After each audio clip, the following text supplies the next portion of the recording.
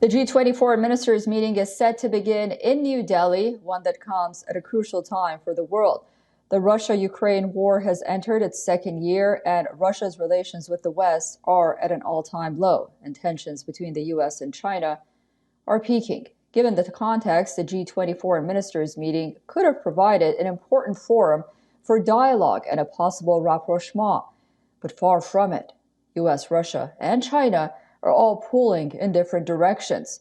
U.S. Secretary of State Antony Blinken said that he will not meet his Russia or Chinese counterparts while in New Delhi.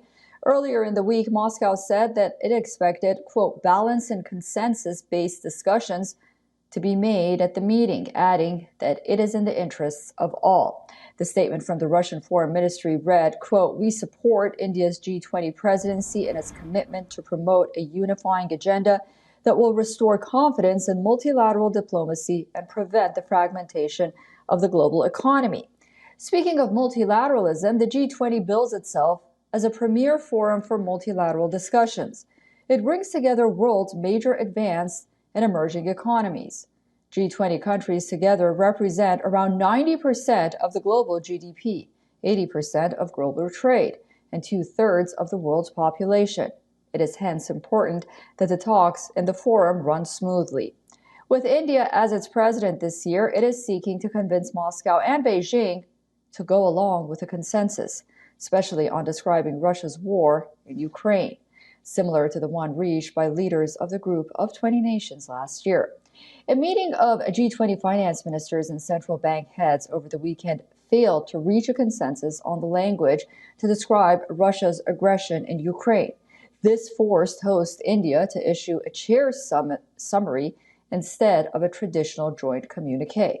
So the question remains, will India be able to bridge the gap this time around?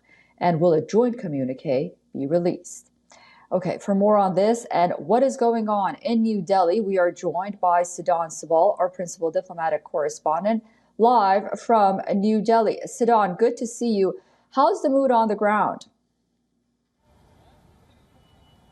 Well, Susan, it's a very hectic Delhi. There have been a number of visits in the past, but this is something very different.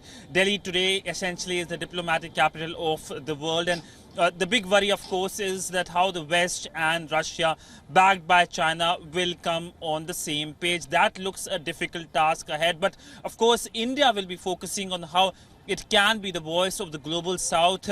We know a number of foreign ministers from the global South, from Africa, from Latin America have already arrived here and have had bilateral meetings with the Indian External Affairs Minister, Dr. Jaishankar. But focus will be tomorrow, where, of course, we will see the day starting with the Indian Prime Minister addressing the foreign ministers. And big question is, will there be a joint statement or not?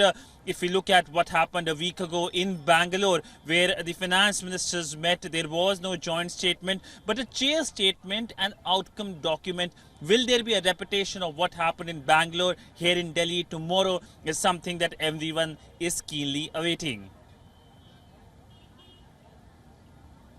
And we'll be watching very closely. Siddhan, we'll talk to you very soon. Thank you so much for that update.